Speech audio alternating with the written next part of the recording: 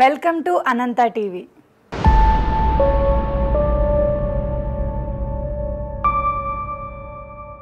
చాలామంది తల్లిదండ్రులు మా పిల్లలు మాట వినట్లేదు అనే సమస్యని ఎదుర్కొంటున్నారు. దానికి పరిష్కారం ఏంటో సౌమ్య గారిని అడిగి తెలుసుకుందాం. నమస్కారం సౌమ్య గారు. నమస్కారం శ్రియా. ఎలా ఉన్నారు సౌమ్య గారు? బాగున్నాను, నువ్వు ఎలా ఉన్నావు? నేను కూడా చాలా బాగున్నానండి. పిల్లలు అసలు మాట వినరు అనే సమస్య ప్రతి ఒక్క తల్లిదండ్రులు ఎదుర్కొంటున్నారు. అసలు దీనికి పరిష్కారం ఉందా సౌమ్య గారు? తప్పకుండా ఉంది శ్రియా. ఇప్పుడు మనం ఎప్పుడూ కూడా పిల్లలు మాట వినట్లేదు అనే సమస్య మీదే ఫోకస్ చేస్తున్నాం, కానీ మనం మాట్లాడుతున్నటువంటి మాటలు వాళ్ళకి అర్థమవుతున్నాయా అనే విషయం గురించి ఎప్పుడైనా ఆలోచించామా? లేదు.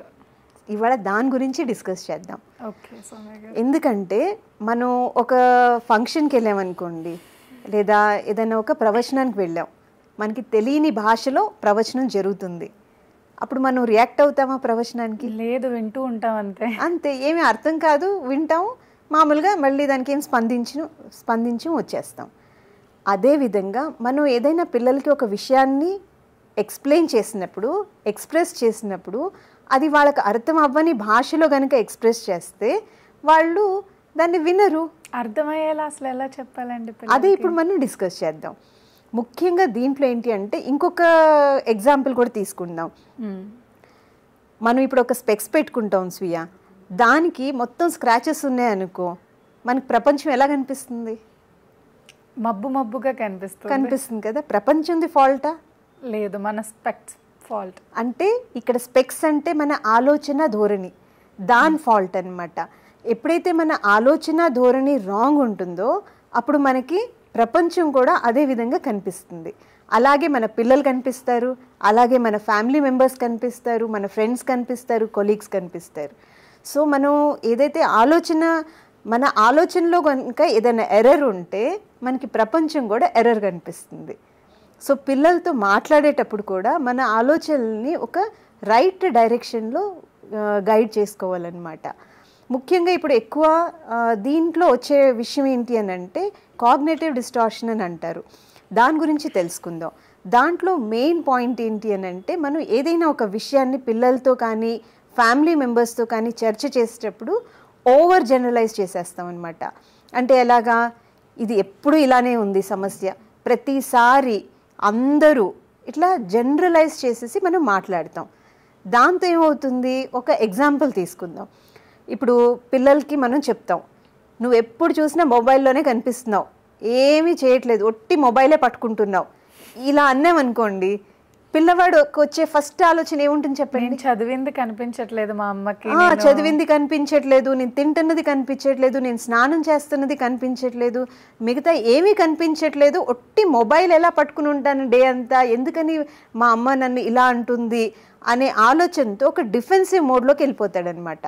అక్కడ ఏమైంది, మనం వాళ్ళతో ఏదైతే సంభాషణ చేయాలనుకున్నాం కదా, ఫెయిల్ అయింది అక్కడ. ఇప్పుడు మనం పిల్లలు మాట వినట్లేదు అన్నాం కదా, ఈ మాట అంటే ఎందుకు వింటారు? అదే ఈ మాటనే ఈ విధంగా అంటే, నువ్వు మిగతావన్నీ చేస్తున్నావు కానీ మొబైల్ని డేకి 4 to 5 hours వాడుతున్నావు అని ఇలా అన్నామనుకోండి, మనం అన్న మాట వాడికి అర్థం కాదా? అర్థమవుతుంది. ఏమని అర్థమవుతుంది? ఏంటి అని అంటే, నేను మిగతావన్నీ చేస్తున్నవి అమ్మ గమనిస్తుంది, ఇది కూడా గమనిస్తుంది. అప్పుడేమవుతుంది, మా ఇద్దరి డిస్కషన్కి ఒక దారి ఓపెన్ అవుతుంది. ఎందుకంటే ఇక్కడ పిల్లవాడు ఏం గమనించాడు, అమ్మ నన్ను మిగతావన్నీ నేను ఏదైతే చేస్తున్నానో అవి కూడా గమనిస్తుంది, ఇది కూడా గమనిస్తుంది అనేది తెలుసుకుంటాడు. అప్పుడేమవుతుంది, ఇప్పుడు ఏం చేయను అనే ఒక ఓపెన్నెస్తో బయటకు వస్తాడు. ఇప్పుడు మనం చెప్పింది వాడికి అర్థమైందా లేదా? అర్థమైంది. అంటే ఓవర్ జనరలైజ్ చేసి మనం ఎవరితో అన్నా, పిల్లలనే కాదు ఎవరితో అయినా మాట్లాడినా అది వాళ్ళకి అర్థం కాదు. మనం స్పెసిఫిక్గా ప్రాపర్గా క్లారిటీతో మాట్లాడితే అది అవతల వాళ్ళకి అర్థమవుతుంది అనమాట. ఇంకొక ఉదాహరణ తెలుసుకుందాం. ఇప్పుడు పిల్లలతో మనం అంటాం, నీ రూమ్ ఎప్పుడూ ఇలాగే ఉంటుంది, నువ్వు ఎప్పుడు ఇలానే చేస్తావు, అందరూ అంటున్నారు. అంటే ఎవరు అంటున్నారు, ఎప్పుడు ఎందుకు ఇలా ఉంటుంది? మళ్ళీ అక్కడ ఓవర్ జనరలైజ్ అయిపోయింది. స్పెసిఫిక్గా నువ్వు మిగతావన్నీ చేస్తావు, నీ బుక్స్ అన్నీ సరిగ్గా పెట్టుకుంటావు, కానీ నీ రూమ్లోకి వచ్చేసరికి నీ షెల్ఫ్లో నీ బట్టలు సరిగ్గా లేవు. ఈ ఎందుకు నువ్వు సరిగ్గా పెట్టుకోవు అని ఎప్పుడైతే మనం ఇలా స్పెసిఫిక్గా ఏమి డిఫెక్ట్ ఉందో దాన్ని ప్రాపర్గా అడ్రస్ చేస్తే పిల్లవాడు మాట ఎందుకు విన్నాడు చెప్పండి? ఎందుకంటే వాడు అనుకుంటాడు మిగతా అన్ని కూడా నేను చేస్తున్నవి గమనిస్తుంది అమ్మ, ఇది ఒక్కటే నాలో డిఫెక్ట్ ఉంది, అది నేను సరి చేసుకోవాలి. కరెక్ట్, అలా ఆలోచిస్తాడనమాట. సో ఇంకా అలాంటి ఉదాహరణలు మనం చూస్తూ వెళ్తుంటే దీనివల్ల ఏమవుతుంది అంటే పేరెంట్స్కి పిల్లలకి ఒక ట్రస్ట్ ఏర్పడుతుంది. ఓ మా అమ్మ నన్ను, మా పేరెంట్స్ నన్ను ట్రస్ట్ చేస్తారు, ఎందుకంటే వాళ్ళు నన్ను వేరే విషయాల్లో కూడా వేరే యాంగిల్స్లో కూడా రోజు అబ్జర్వ్ చేస్తున్నారు, నేను చేసే మంచి పనులు అబ్జర్వ్ చేస్తున్నారు, చెడ్డ పనులు అబ్జర్వ్ చేస్తున్నారు. ఈ క్లారిటీ పిల్లలకి ఎప్పుడైతే వస్తుందో మనం వాళ్ళతో కమ్యూనికేట్ చేసేటప్పుడు వీళ్ళ మాటల్లో ఒక వర్త్ ఉంది అనే ఒక క్లారిటీ పిల్లలకి వస్తుందన్నమాట. లేకపోతే ఏమవుతుంది, ఓ వీళ్ళు ఒట్టి ఎగ్జాజరేట్ చేసి మాట్లాడేస్తారు, ఏమీ వీళ్ళు నా గురించి ఆలోచించట్లేదు, వాళ్ళు ఒట్టి నేను ఎప్పుడు ఇదే అనే ఒక లేబుల్ నాకు వేసేస్తున్నారు అనే ఒక నెగటివ్ థింకింగ్కి పిల్లలు వెళ్ళిపోతారు. నేను ఎన్ని చేసినా కూడా అది పాజిటివ్ని గుర్తించకుండా ఓన్లీ నెగిటివ్నే చూపిస్తున్నారు అనే ఒక నెగటివ్ ఫీలింగ్ కూడా ఏర్పడుతుంది. రైట్, చాలా కరెక్ట్గా చెప్పావు శ్రీయ. మెయిన్ ఆ ఫీలింగ్ని పిల్లల్లో నుంచి తీసేయాలి అని అంటే పేరెంట్స్ ఈ మాత్రం ఎఫర్ట్ వేయాలి. ప్రతిసారి పిల్లలు వినట్లేదు అని కాదు, నేను ఎలా మాట్లాడుతున్నాను అనేది కూడా మనం గమనించుకోవాలి. ఇంకొక ఎగ్జాంపుల్ చూద్దాం, ఇంకా క్లారిటీ వస్తుంది మనకి. ఇప్పుడు పిల్లవాడు ఏదన్నా ఒక స్పెసిఫిక్ కూర తినడనుకో, పేరెంట్స్ ఏమంటారు, వీడు ఏమీ తినడండి, వీడికి ఏమీ నచ్చదండి, ఇంట్లో వంటే నచ్చదండి, ఇలాంటి మాటలు మాట్లాడుతూ చెప్తూ ఉంటారు. అప్పుడు ఏమవుతుంది, ఒక పిల్లవాడు మళ్ళీ డిఫెన్సివ్ మోడ్లోకి వెళ్తాడు. నేను తింటున్న చపాతీ కనిపించలేదా, నేను తింటున్న ఇడ్లీ కనిపించలేదా, ఏమీ తినడు అని ఎలా అంటారు వీళ్ళు. అప్పుడేమవుతుంది, మళ్ళీ గ్యాప్ ఏర్పడుతుంది. సో మనం స్పెసిఫిక్గా, అండ్ అందరికీ చెప్పాల్సిన అవసరం ఏముంది, మన పిల్లవాడు తినకపోతే వాడికే చెప్పాలి కానీ ఊర్లో అందరికీ చెప్పాల్సిన అవసరం ఉండదు. అండ్ కానీ అది ఒక అలవాటు అనమాట, అదేదో గొప్పదనం కూడా అనుకుంటారేమో పేరెంట్స్, అది కూడా ఒకటి ఖండించాలి. అట్లాంటి మాటలు మనం వీలైనంత అవాయిడ్ చేయాలి. ఎందుకు అన్నెసరిగా మన దీనికోసం పిల్లల్ని ఫోకస్ చేయకూడదు అనమాట. అండ్ ఇంకొకటి ఏంటి, అదే మనం స్పెసిఫిక్గా చెప్పామనుకో, నువ్వు మిగతావన్నీ తింటున్నావు, మంచి న్యూట్రిషన్ వెళ్తుంది నీకు, కానీ స్పెసిఫిక్ పాలకూర తినట్లేదు అనుకోండి ఎగ్జాంపుల్. ఈ పాలకూర తింటే ఏమవుతుంది, నీ కళ్ళు బాగా కనిపిస్తాయి, నువ్వు బాగా చూడగలుగుతావు, నీ హెయిర్ బాగుంటుంది, అట్లాంటి పాజిటివ్ ఒక దీంతో చెప్పామనుకో, అప్పుడు మిగతావన్నీ కూడా ఇష్టంగానే తింటాడు. ఇది కూడా కొంచెం కష్టమైన ఏదో మిగతావన్నీ తింటున్నాననే ఎంకరేజ్మెంట్ ఉంది కదా అనే ఆ ఎంకరేజ్మెంట్తోనే మొదలు పెడతాడు. సో మన మాటల్లో మార్పు తెస్తే వాళ్ళు ఎందుకు వినరు? తప్పకుండా వింటారు. చెప్పే విధానాన్ని మార్చుకోవాలి తల్లిదండ్రులు. చెప్పే విధానం ఎలా మారుతుంది, ఆలోచన మారినప్పుడే మారుతుంది. సో మన ఆలోచనని మనం ఎప్పుడూ పరీక్షిస్తూ గమనిస్తూ, మనకి ఎందుకు ఈ ఆలోచన వచ్చింది, ఇవాళ నేను ఎందుకు ఈ మాట అన్నాను అని తల్లిదండ్రులు కూడా ఎప్పుడు నిరీక్షణ చేసుకుంటూ ఉండాలి మనసులో. అప్పుడు మాత్రమే ఈ సమస్యలన్నిటికీ పరిష్కారం దొరుకుతుంది. ఇప్పుడు మనం ఓవర్ జనరలైజేషన్ అనేది ఒక టాపిక్ గురించి తెలుసుకున్నాం కదా, అలా ఇంకొకటి కూడా ఉంది. చాలా వరకు పేరెంట్స్ మైండ్ రీడింగ్ చేస్తారు. మైండ్ రీడింగ్ అంటే ఏంటి అంటే, పక్క వాళ్ళు నా గురించి ఏం ఆలోచిస్తున్నారో నాకు తెలుసు అనే ఒక ఆలోచన దీంట్లో మనం ఉంటాం అనమాట. అది ఏమవుతుంది, మైండ్ రీడింగ్ చేసే పీపుల్కి ఎప్పుడు నెగటివ్ థింకింగ్ ఎక్కువ ఉంటుందన్నమాట. పిల్లల గురించి కూడా ఇంకా నెగిటివ్గానే థింక్ చేస్తూ ఉంటారు. అవును, ఎందుకంటే వాళ్ళు ఏం ఆలోచిస్తారు, ఓ వీడు పలానా ఇది నేను చేస్తున్నది అప్రిషియేట్ చేయట్లేదు అని అంటే, సరేలే మీ ఫ్రెండ్ వాళ్ళ అమ్మే నీకు నచ్చుతుంది. అసలు వాడు చెప్పాడా అలాగా? లేదు. అలాగే మనం ఏం చేస్తాం, పిల్లలతోనే కాదు వేరే కుటుంబ సభ్యులతో, ఫ్రెండ్స్తో కూడా ఇలానే మాట్లాడేస్తాం. నాకు తెలుసు నువ్వు ఇలాగే ఆలోచిస్తున్నావు నా గురించి. అంటే మైండ్ రీడింగ్ అనేది మనకి మనం ఎప్పుడు దాన్ని స్టడీ చేస్తూ ఉండాలి. నేను ఈ మైండ్ రీడింగ్ వల్ల నాకు ఏదైనా ఉపయోగపడుతుందా అనేది గమనిస్తూ ఉండాలి. ఏమవుతుంది, పిల్లవాడు చెప్పుకోకుండానే మనం అజ్యూమ్ చేసేస్తున్నాం, అంటే మనం ముందే ఊహించుకుంటున్నాం వాడు అలా ఆలోచిస్తున్నాడేమో అని. దానివల్ల ఏమవుతుంది, నెగిటివ్ ఎఫెక్ట్ అవుతుంది. అంటే పిల్లలకి లేని ఆలోచనని మనం అందిస్తున్నాం. అవును, అంటే నాది వయసు అయిపోయింది, ఇంక నువ్వు నా మాట ఏమి వినవు, అసలు వాడు ఆలోచించలేదు, కానీ మనం ఏం చేస్తున్నాం, మనం అందిస్తున్నాం అనమాట. అంటే అన్హెల్దీ ఫీడింగ్ మనమే చేస్తున్నాం పిల్లలకి. సో ఇది కూడా మనం ఒక కంట్రోల్లో ఉంచాలని. అనవసరమైన ఆలోచనలు ఇస్తున్నాం వాడికి. అవును, వాడి మనసులో లేకుండానే కూడా నేను ఇది అసలు అనుకోలేదు కదా మా అమ్మ ఎందుకు ఇలా అంటుందని, ఇంకా అక్కడ నుంచి వాడు నెగిటివ్ థింకింగ్ స్టార్ట్ అవుతుంది. సో ఈ మైండ్ రీడింగ్ అనే ప్రాసెస్ని కూడా మనం ఆపాలి. ఎగ్జాంపుల్ ఎలా అంటే, ఇప్పుడు కొంతమంది చుట్టాలు ఇంటికి వచ్చినప్పుడు మనమే ఏదో మైండ్ రీడింగ్ చేస్తాం. ఎలా, ఓ వీళ్ళకి నేను పిల్లల్ని సరిగా పెంచట్లేదు అనే ఆలోచన వస్తుందేమో, లేకపోతే నేను పిల్లల్ని చాలా స్ట్రిక్ట్గా పెంచుతున్నాను అనే ఆలోచించారేమో నా గురించి, ఇట్లా ఏమేమో మనం ఊహించేసుకుంటాం. తర్వాత ఏమవుతుంది, ఇదేమైంది, మైండ్ రీడింగ్ అయింది. వాళ్ళు వెళ్ళిపోతారు. వాళ్ళు ఏదో సరదాగా అని ఉంటారు, అమ్మో తిని పిల్లల్ని చాలా స్ట్రిక్ట్గా పెంచుతుంది, లేదా పిల్లల్ని అసలు వదిలేసింది ఏం పెంచదు అని ఏదన్నా అనేసి వెళ్ళుంటారు.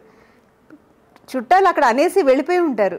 మనం ఏం చేస్తాం, ఆ ఒక్క మాటని పట్టుకుని అది పిల్లల మీద ఎంత నెగిటివ్ ఎఫెక్ట్ చూపిస్తాం. చాలామంది ఇళ్లలో జరిగే ప్రసంగాల గురించి చెప్తున్నా. పిల్లల మీద ఎంత ఎఫెక్ట్ చూపిస్తారు అని అంటే, అమ్మో నేను పిల్లల్ని వదిలేశాను అని ఆ మాట అన్నారు ఆవిడ, నేను చాలా జాగ్రత్తగా ఉండాలి అని చెప్పి పిల్లల మీద లేనిపోయిన ఒక ప్రెషర్ తీసుకొస్తాం అనమాట. అన్నిటికి రిస్ట్రిక్షన్స్ పెట్టేస్తాం, అన్నిటిని వాళ్ళకు ఉన్నటువంటి ఫ్రీడమ్ని కంప్లీట్గా కప్పేసేస్తాం. దాంతో ఏమవుతుంది, పిల్లలకి మనకి గ్యాప్ ఏర్పడుతుంది. వాళ్ళేదో ఆ క్షణాన్న ఆ మూమెంట్న ఏదో అనేసి వెళ్ళారు, కానీ మనం తల్లిదండ్రులుగా మన బాధ్యత కదా, మనం అబ్జర్వ్ చేసుకోవాలి. నిజంగా నేను లిబరల్గా వదిలేసానా పిల్లల్ని, లేదా నిజంగా నేను చాలా స్ట్రిక్ట్గా పెంచుతున్నానా, ఎక్కడ పెంచుతున్నాను స్ట్రిక్ట్గా, ఎక్కడ లిబరల్గా వదిలేసాను అనే ఒక క్లారిటీ మనం ఫస్ట్ తెచ్చుకోవాలన్నమాట. అది తెచ్చుకుంటే మనమే హెల్ప్ చేసుకోగలుగుతాం. అందుకని ఈ మైండ్ రీడింగ్లో కూడా మనం వీలైనంత వెళ్ళకూడదు. ఈ విధంగా మైండ్ రీడింగ్ చేయడం వల్ల మనకి వచ్చే బెనిఫిట్ ఏంటి అనేది కూడా మనం స్టడీ చేయాలి. ఇది ఎందుకంటే ఇది చాలా సూక్ష్మంగా మనం చేస్తూ ఉంటాం. మనకి తెలుసో తెలియకో ఎప్పుడు ఆ మైండ్ రీడింగ్ ప్రాసెస్లోకి మనం ఎప్పుడు ఎంటర్ అయిపోయామో కూడా మనకు తెలియదు. దానివల్ల జరిగేటువంటి పరిణామాలు, మంచి పరిణామాలు కూడా ఉంటాయి. అంటే మనం రీడ్ కూడా చెయ్యాలి, పిల్లలు ఏమో ఆలోచిస్తున్నారు, వాళ్ళకి ఎలా హెల్ప్ చేయాలి అనే ప్రాసెస్ కూడా జరగాలి. కానీ ఆ మైండ్ రీడింగ్ ప్రాసెస్ వల్ల మా రిలేషన్ ఏమైనా దెబ్బతింటుందా అనేది కూడా మనం గమనించాలి. ఇది యూజువలీ పిల్లలతో కూడా జరిగేది, అండ్ వైఫ్ అండ్ హస్బెండ్ మధ్యలో, అండ్ అదర్ ఫ్యామిలీ మెంబర్స్తో కూడా జరిగే విషయం అనమాట. Common problem. సో ఇదొక్కటి మనం గమనిస్తే, ఎలా అయితే ఓవర్ జనరలైజేషన్లో ఓవరాల్ అందరి విషయాలు వచ్చేస్తాయో అదేవిధంగా మైండ్ రీడింగ్లో కూడా అందరూ వచ్చేస్తారనమాట. కానీ మైండ్ రీడింగ్ బెటరా, ఎంపతి బెటరా అంటే సహానుభూతితో, అంటే ఇప్పుడు పిల్లల్ని మైండ్ రీడింగ్ చేసేదానికంటే కూడా ఒక ఎంపతితో వాళ్ళు చెప్తున్నటువంటి విషయాల్ని మనం పూర్తిగా వింటున్నామా, అర్థం చేసుకుంటున్నామా, అర్థం చేసుకున్నాక స్పందిస్తున్నామా, ఎప్పుడైతే చేస్తామో అప్పుడు పిల్లలకి పేరెంట్స్ నన్ను అర్థం ఫస్ట్ వింటున్నారు, నా సమస్యలు వింటున్నారు. చాలామంది పేరెంట్స్ పిల్లలకి జరిగే డిస్ప్యూట్ ఎక్కడ వస్తుంది అని అంటే, అసలు పేరెంట్స్ పిల్లలు ఏం చెప్తున్నారో పూర్తిగా వినరు. వాళ్ళు కొంచెం మొదలు పెడతారో లేదో వీళ్ళు సగంలోనే అందుకుంటారు, మొత్తం అన్నీ తిడుతూ మొదలు పెడతారు. సో అలా కాకుండా పిల్లల సమస్య ఏంటి పూర్తిగా వినడం ఎప్పుడైతే పేరెంట్స్ చేస్తారో, అర్థం చేసుకున్నాక స్పందిస్తారో, అప్పుడు పిల్లలు కూడా ఓపెన్గా మాట్లాడగలుగుతారు. సో మైండ్ రీడింగ్ చేసేటప్పుడు నేను అది ఎంపతితో చేస్తున్నానా, లేదా నాకేదో తెలుసు అనే దీంతో మనం స్టడీ చేస్తున్నాం, అంటే నెగటివ్ ప్రాసెస్లోకి వెళ్తుందా అనేది మనం గమనిస్తూ చేయాలి. దానివల్ల పిల్లలు బెనిఫిట్ అవుతారు, ఇంట్లో మిగతా ఫ్యామిలీ మెంబర్స్ బెనిఫిట్ అవుతారు, అండ్ మనం సొసైటీలో ఎక్కడైతే వర్క్ చేస్తున్నామో లేదా ఏదైతే సొసైటీలో ఉన్నామో అక్కడ కూడా మనకి ఒక ప్లెజెంట్ ఫీలింగ్ ఉంటుంది. చాలా బాగా చెప్పారు సౌమ్య గారు. ప్రతి ఒక్కరికి తెలుసు నేను ఇలా చేస్తున్నానని, కానీ వాళ్ళు తెలుసుకోవాలంటే తెలుసుకోవటానికి టైం పడుతుంది. సో ఫైనల్ దీనికి కన్క్లూజన్ ఏంటి, పిల్లల్ని బ్లేమ్ చేయటం కాదు, పేరెంట్స్గా మనం ఎక్కడ తక్కువ పడుతున్నాం, మనమేం ఎఫర్ట్ వేయాలి అని మన కర్తవ్యాన్ని మన వైపు నుంచి మనం చేస్తే తప్పకుండా వింటారు అండ్ అంతా బాగుంటుంది. చూశారు కదండి, అనంత టీవీ ప్రేక్షకులందరికీ ఒక మంచి విషయాన్ని నేను పరిచయం చేశానని నేను చాలా అంటే చాలా సంతోషంగా ఉన్నాను. ఎందుకంటే సౌమ్య గారు ప్రతి ఒక్క తల్లిదండ్రులకి ఉన్న సమస్యని ఇలా చిటికలో తొలగించేశారు. ఇలాంటి మరిన్ని మంచి వీడియోల కోసం మా ఛానల్ని సబ్స్క్రైబ్ చేసుకోండి. రానున్న ఎపిసోడ్స్లో పిల్లల్ని అసలు ఎలా డీల్ చేయాలి, పిల్లల్లో ఉన్న క్వాలిటీస్ని మనం ఎలా కనుక్కోవచ్చు, పిల్లలు అసలు మాట చెప్పిన వెంటనే అసలు ఎలా వినాలి అనే మంచి మంచి టాపిక్స్తో మళ్ళీ మీ ముందుకు వచ్చేస్తాం. నేను సౌమ్య గారు, నమస్కారం.